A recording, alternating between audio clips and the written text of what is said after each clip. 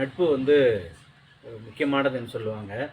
ஏன்னா உறவுகள்கிட்டருந்து ஏதாவது எதிர்பார்ப்புகள் இருக்கும். ஆனால் நட்புகிட்ட வந்து எந்த விதமான எதிர்பார்ப்பும் இருக்காது. ஒரு ஆத்மார்த்தமான நட்பு வந்து எதையும் நம்மகிட்ட எதிர்பார்க்கறதில்ல. நண்பர்கள் 2 பேர் வந்து வெளியூர் பயணம் போகிறாங்க. பஸ் வசதி இல்லாத ஒரு காலம்னு வச்சுக்கோமே. அப்போ நடந்து தான் போக வேண்டிய ஒரு சூழ்நிலை இருந்தது. அப்படி நடந்து போயிட்டுருக்கும்போது 2 பேரும் பேசிகிட்டே போயிடறாங்க. கொஞ்சம் தூரம் போன பிறகு அவங்களுக்குள்ள ஒரு வாக்குவாதம். அந்த வாக்குவாதம் முத்தி சண்டையாக மாறிடுது. சண்டையில் ஒருத்தன் வந்து இன்னொருத்தனை அடிச்சிடுவான். இந்த அடி வாங்கணும் என்ன பண்ணுவான், கொஞ்சம் தூரமாக போய் உட்காந்துக்கிட்டு தன்னை ஆசுவாசப்படுத்துவான். அடி வாங்கிட்டோமே அப்படின்ட்டு.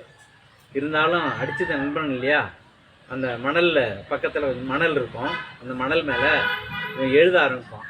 என்னுடைய நண்பன் என்னை என்று கன்னத்தில் அறைந்தான் அப்படின்னு சொல்லிட்டு கையால் எழுதுவான் அந்த மணல் மேலே. எழுதிட்டு அங்கேயே உட்காந்துருப்பான் கொஞ்சம் நேரம். உட்காந்துருந்துட்டு அந்த கோபம்லாம் தீர்ந்த பிறகு தன்னை ஆசுவாசப்படுத்திக்கிட்டு 2 பேரும் எழுந்திரிச்சு பயணம் மறுபடியும் போயிட்டே இருக்கிறாங்க. போக வேண்டிய ஊரை நோக்கி போயிட்டுருக்குறாங்க. மீண்டும் ஒரு நீண்ட தூர பயணம். ஒரு காடு வருது. தண்ணி குடிக்கணும்னு நினைக்கிறாங்க. தண்ணி தாகமாக இருக்குது. சரி தண்ணி குடிக்கலாமன்ட்டு தண்ணி எங்கே கிடைக்குன்னு தேடிட்டு போகிறாங்க. அப்படி தேடிட்டு போகும்போது ஒரு குளம் மாதிரி ஒரு இடம், அதில் தண்ணி இருக்குது.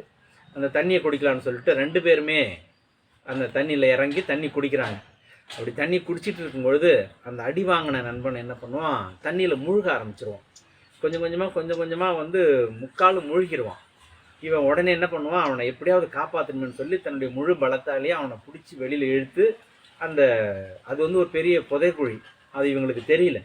அதிலிருந்து புதைக்குழியிலேருந்து நண்பனை காப்பாற்றிடுவான். காப்பாற்றின பிறகு அவன் வெளியில் வந்து தன்னை ஆசுவாசப்படுத்திக்கிட்டு கொஞ்சம் தூரம் நடந்து போவான். நடந்து போனால் அங்கே ஒரு பாறை இருக்கும். அந்த பாறை மேலே ஏறி உட்காந்து ஒரு கல் எடுத்து அந்த கல்லால் எழுதுவான். கல்லால் தட்டி எழுதுவான். என்னுடைய நண்பன் என்னை இன்று மிகப்பெரிய ஆபத்திலிருந்து காப்பாற்றினான் அப்படின்னு சொல்லிட்டு அந்த கல்லால் எழுதுவான்.